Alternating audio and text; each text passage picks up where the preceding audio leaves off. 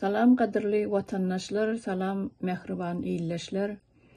Men size şu gün New York'ta geçirilecek protest barada bildiriş ilan etmekçi. Bu 28. iyunna İrlen saat 10'na başlayacaktır. 10 zdanyanın önünü yine bir sefer 28. iyunna saat 10'na 10 zdanyasının önünü.